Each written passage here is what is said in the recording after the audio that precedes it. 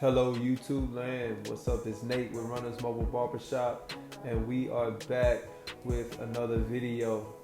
And we're in the lab again. We're not in the office, which is my van. If we got any new watchers, I'm doing this. I want to bring out my corded clippers, and that's what we're going to be going over when we're in the lab. So we're going to go ahead and jump in. So I'm going ahead and picking out my client's hair. We're going to have a temp fro. And we're just picking out everything, which y'all know we do. We get our foundation set. We get everything prepped and ready for the cut. I went in it with a holding spray, which is also a conditioner too, but it didn't do the job. So if you run into the same problem with your holding spray, which I just bought some more, which is a different type of strength, and I don't like it, so I'm gonna go back to the original one that I was buying, but it happens. But I got a backup, which was that alcohol you seen in that spray bottle. You mix it 50-50, and you spray it in the hair. You better comb through it.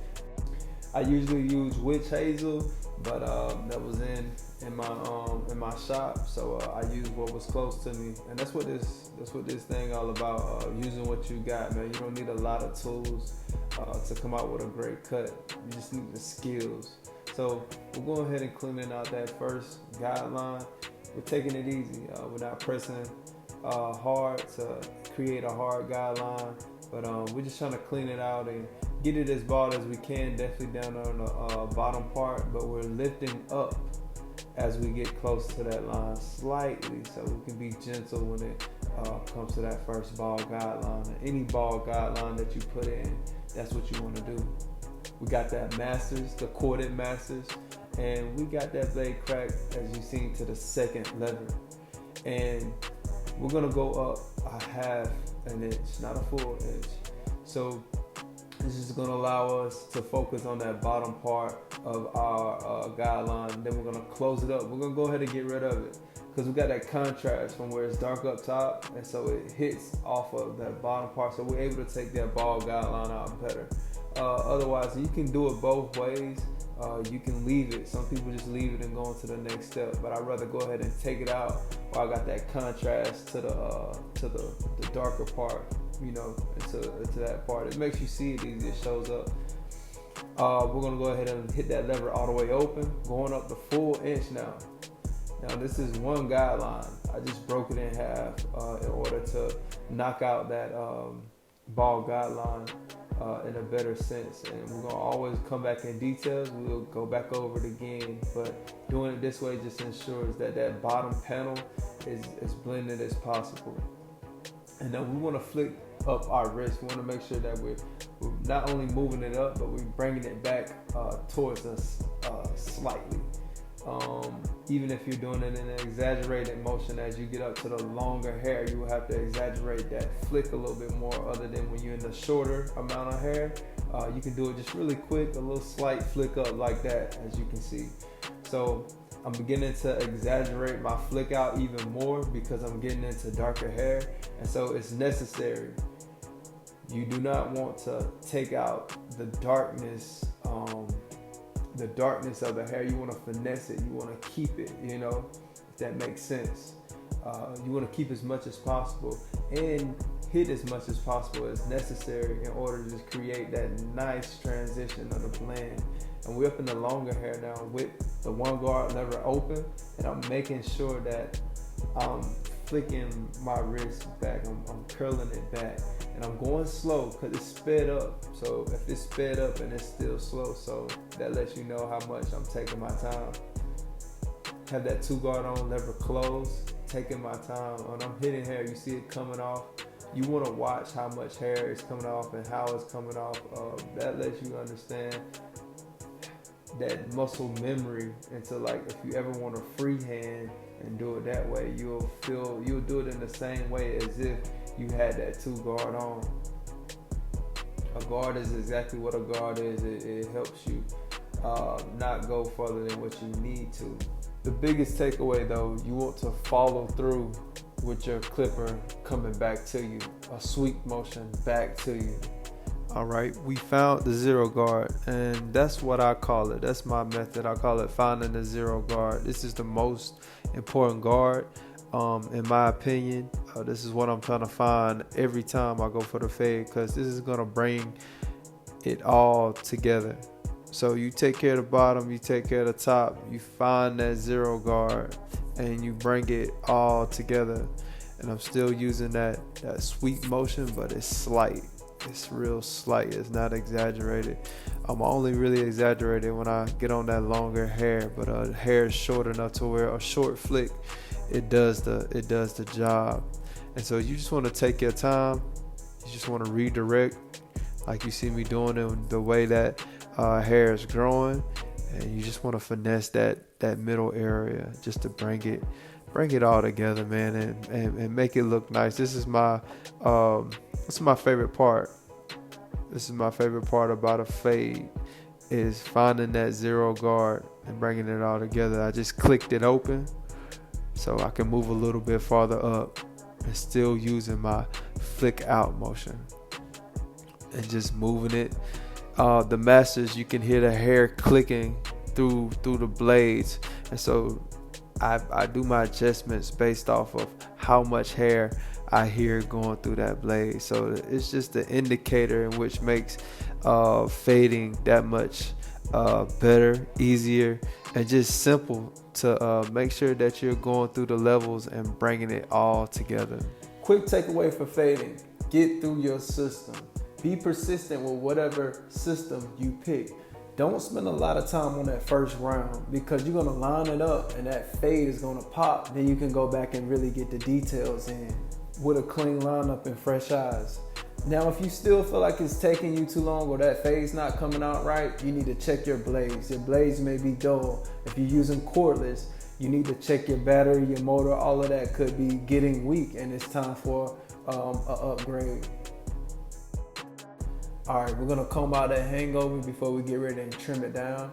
And this is important when you talk about a lineup.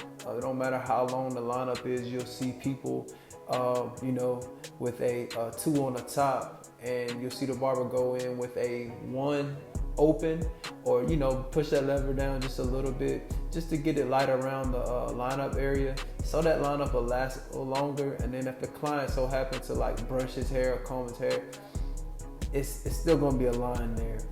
All right, we got the original corded T outliners by Andis, and just taking our time. A lot of this stuff I didn't speed up. It's kind of why we have a 30-minute video right here. I just want to spend time with y'all and not just cover like the general things of a cut, but like actually to understand a hairstyle. So I enjoy spending time with it. I enjoy teaching y'all, so that's why we have a little bit longer video, so we can hit the details. And I'm just taking my time. I spend a lot of time with these outliners. They're tuned by me. I peeled it back. Usually it don't look like that for you guys who've never seen a T outliner, but I sculled it back. And that was something we was doing back when I got out of barber school. People were customizing their own T outliners. And so these are a pair that I've been having for a long time. Just check my other videos. I got videos on my corded clippers specifically, if you're a new watcher. So go back and check that out. As you can see, they hitting. And we're gonna go ahead and clean off that face while we putting that first guideline in. And what's special about this is that he tried to cut his own hair. And so I have to be a barber and have to go in and finesse the situation based off of what he's giving me. And we're doing the same type, but just in a smaller space. We're doing the same. When I say find your system and what you want, it works all around the head. But the only thing that changes the clients and the direction of the hair. That's the only things that change. So we have to stay consistent in order to have that firm foundation when it comes to just being a barber and understanding hair. Once you start fixing problems, that's when you're in the bulk of barbering. That's when you're in the good part of it. Once you start fixing them problems. And I know y'all saying he hasn't took out a guard yet. I thought he was doing the same. I am. But I also did talk about freehanding. I talked about understanding muscle memory and the way to move your clippers in a way as if you had that guard on it. That's why you have to pay attention to how far that clipper is up off the skin while you have the guard on. Realize that because we're freehanding the front. And it was just better for me to freehand the front based off of him going in and cutting it himself. So I got more control when I'm able to put in a fade without guards. So all I'm doing is finessing. And we're in the thick of barbering. Like I said, you problem solving. You're understanding what each situation needs. And so it takes time to understand these situations, to pick up the techniques to get these situations together. And right now I'm putting in a lineup so I can see my fade better because I'm getting ready to put the details in. I'm taking a break from fade. I'm going ahead and put that lineup in. Just taking my time. I'm in no rush. And at the same time, I'm moving. Barbering is not a let me hurry up and do it type deal. But it's about getting better with your processes, getting better with your systems. And that's what makes you faster. So never rush in the cut. It's your artwork, never rush. Quick takeaway on lining up, do a sloppy copy. Don't try to put somebody in the game firsthand. Once you get your general line where you want it, and which should be the farthest hair down to make a solid line, and you want to finesse it from there. So once you get that general line, you want to have steady hands and you want to ride the line. You don't want to push it back. You want to sit right on the sloppy copy you made and just be real smooth with your wrist and keep touching, keep tapping that line. And that's what really defines the line. That's what highlights the line and bring that line out. As you can see, I'm finishing the bottom down there, just like if I had my masters in my hands. And I'm going back and I'm cracking it open a little bit and I'm just making that bottom look real crispy after I put that lineup in. Like I told you, once that lineup pop, the details to the fade is going in. They should be going in. Should be a lot of work being done once that line get in there. So take advantage of your lineups, man, and work that fade through and through.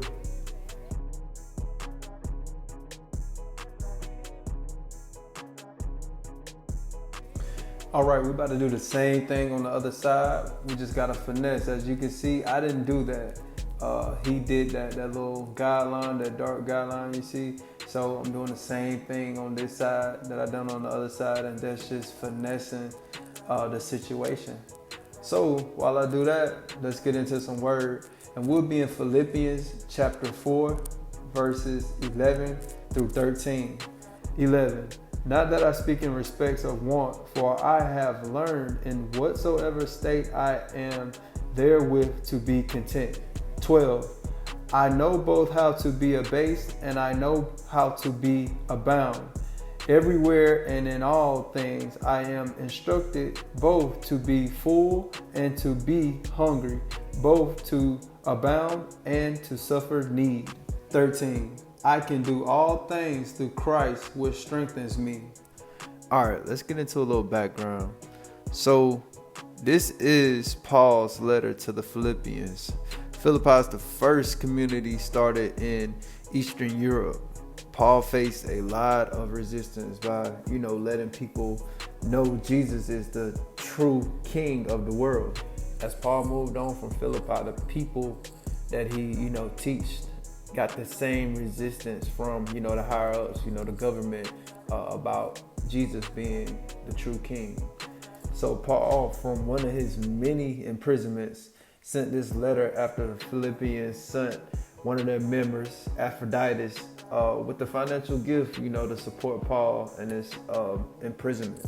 So basically, in today's terms, Paul, he's sending out kites to his people. And another thing about Paul, his name was once Saul. So Before Paul, it was Saul, who wasn't committed to God, who was killing Christians, children, women, men. He didn't care. That's a whole nother story. But I just say that to say this.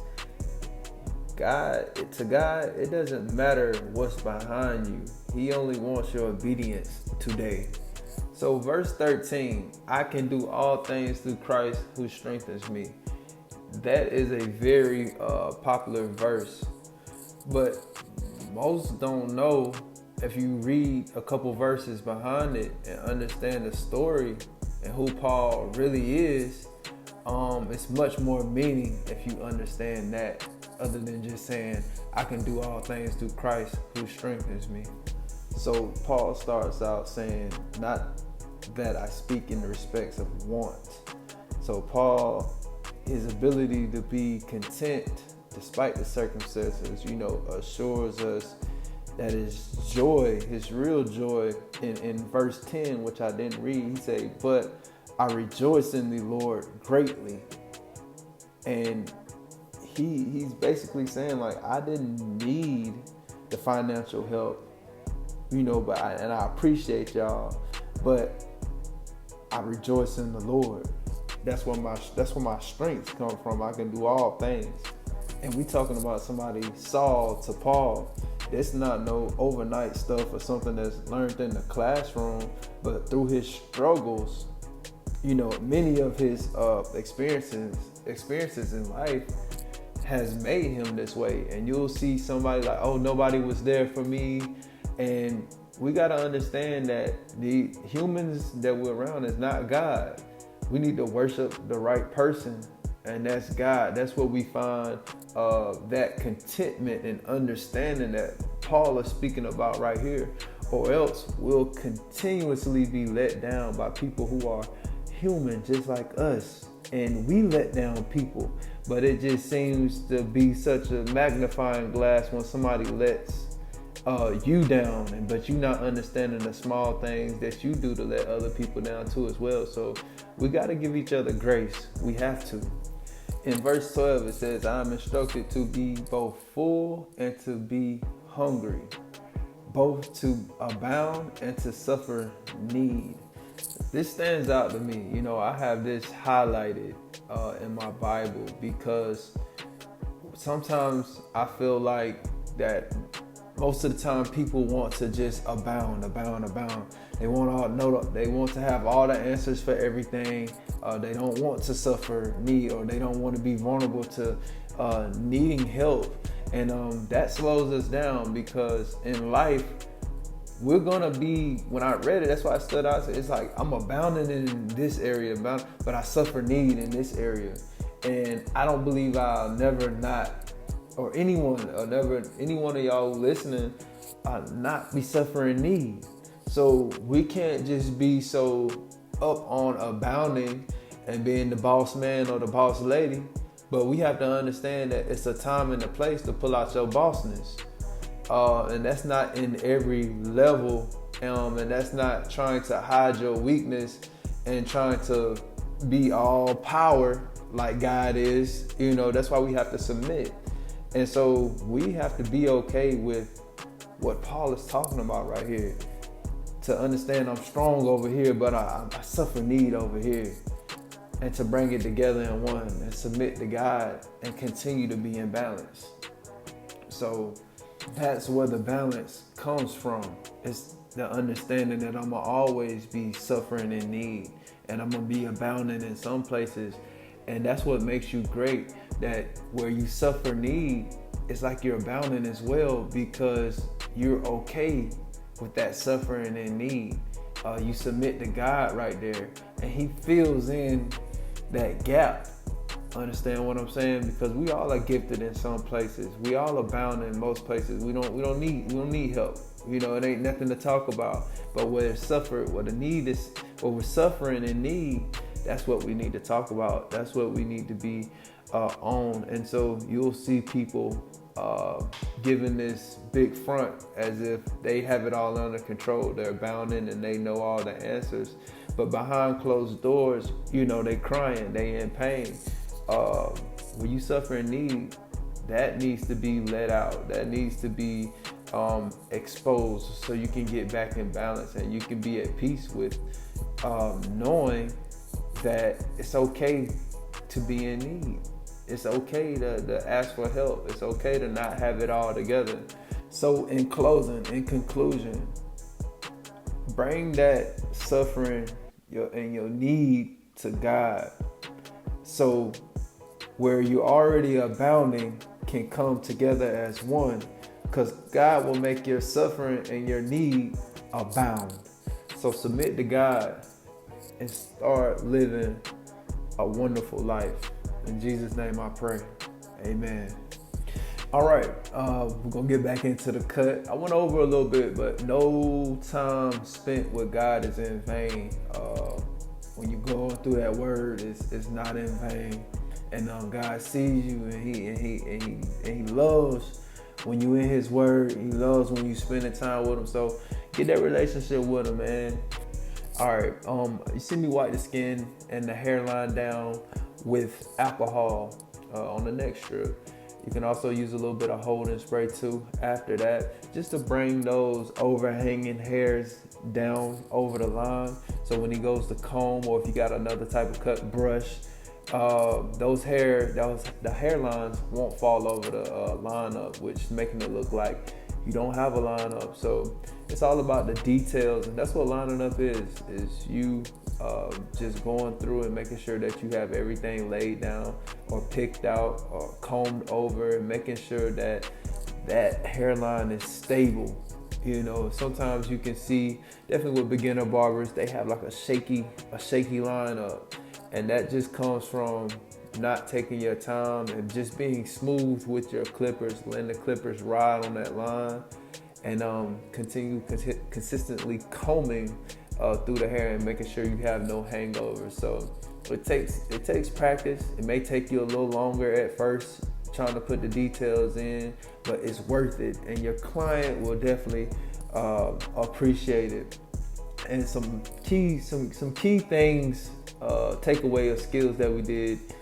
I know we didn't use any guards, but that clipper over comb, from it being a fro to being faded in on the sides. For me, when I was in barber school, was one of the hardest things is bringing longer hair into shorter hair. But over time, I just kept doing it, and I finally got it. And that clipper over comb is one thing that assists me when I'm not using, when I'm practicing not using any guards, to bring that blend on in and to make it look really nice. And actually, when I do use guards, and when I'm doing my detail sessions, I love bringing that comb out. I have a red comb when I'm in the van. Most of my clients' hair is black. A big part of them, I believe all of them, might be just like one. When you have the contrast, like if you have like a white comb or like a different color comb other than black, when you do clip over comb and you grab those hairs, you can get like the smallest amount of hair, because you got that visual. Other than if you have a black comb, you can do it, but you still got to look very hard to see the hairs, pulled out to that 45-degree angle, or just, at the tip a little bit over, to go ahead and knock those hairs that bulk off through the comb. So as you see me doing now, like I can see the hair, but it doesn't stand out as if I had a different color comb than black. So freehanding right here, and y'all see me do the freehand with the Osters, with the Model 10s. Those 5-0 blades, you don't need those. You can do a freehand with the Andis Masters, and I only say that because some people only have a limited amount of a budget, only so much money. So we don't have to have a whole lot of tools, but it helps, on different things. And that 5-0 blade is specifically for, just taking bulk down, getting it to a ball. And so when it comes to that freehand with the fro over the top with the 5-0 blade, man, it leaves it looking like a microphone. The microphone got the little, and it's perfectly round. You get it. But yeah, so basically, with this channel, man, I just want to show y'all like the simplicity of barbering. You know what I mean? Like the foundation, the ground, and along the way, we're gonna steady, progress, and get a little bit advanced, but at the same time, we're gonna focus on the base of barbering. The only things that you truly really need in barbering. That's what this channel is about. So we'll get a little fancy sometimes, but man, I love the old school barbering, and I love the new school too as well. Don't get me wrong, but it's just something about having a pair of Andis T outliners and some masters, and just going through it and just perfecting the cut, making it look like some of the cuts you see today, but without enhancements. And I believe that's when you really take off with barbering, is when you can use as less as tools as possible and still pull out a nice cut. So that's just something that I take pride in, something that I study, man. I don't like too many tools, but definitely when I haven't worked with those tools. Now, it's one thing to have a lot of tools and you worked with and you studied all of them and you know them, but it's another thing to just have tools just to have them. You don't really understand what this one is for, why the blades is closer together, all of that technical stuff. So that's what I'm saying. You don't want to get confused, because certain things are used for certain things. And so get to know that one clipper, put some clippers to the side and just cut with a few for a while and let that advance, let that marinate. And then you can say, man, I got to this spot, but I remember these clippers really helping me out, say, getting my corners sharp. So you understand that clipper, I know that makes sense. So yeah, man, barbering is something else. And we just going through right here, getting the details. Like I said, that overhanging hair is something that you want to get rid of, definitely around the ear area. And y'all see me, I knocked that down around the ear. So even if he does pick his hair out, that hair is not coming over. I'm taking my time right now. I'm hitting the smallest amount of hairs that's hanging over the line. And that's what gives you a detailed line. You not only have to hit the line, but you have to hover right behind the line and then come down, boom, and hit those hairs that's hanging over. That's what makes a cut stand out. So let's review the cut. And remember, he tried to do a self cut first, and y'all seen the guideline that he made. So it was up to us to be a barber and fix that, which barbering is situational. It's never a time where it's a person in the chair and you don't have to fix something, whether it be something that's naturally featured on them or whether it be something like him. He tried to do a self cut, so you should be able to fix anything. And if not, you should learn it and then come back to it and be able to fix it again. That's what a barber does. Inspecting the canvas right here, making sure that lineup is straight. And up front, man, a lot of people, like I said, those physical features, things you can't help, maybe be thinning or whatever, you got to be able to blend that in. The top is a little thin up there, so I had to shape the sides into the top because it grows slower than the sides. And that blend on both sides looked pretty good to me, even though he did take it up a little higher on his left side. But we got everything straight, and he like it.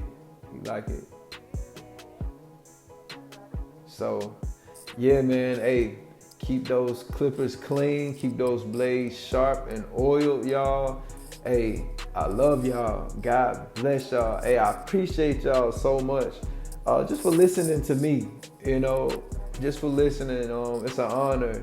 And I'm gonna get out of here. I'm about to start working on my next video, man. I appreciate y'all, man. I appreciate the likes. I appreciate the comments, all of that. God bless y'all, man. God bless y'all. Thank y'all so much. It's Nate, and I'm out of here.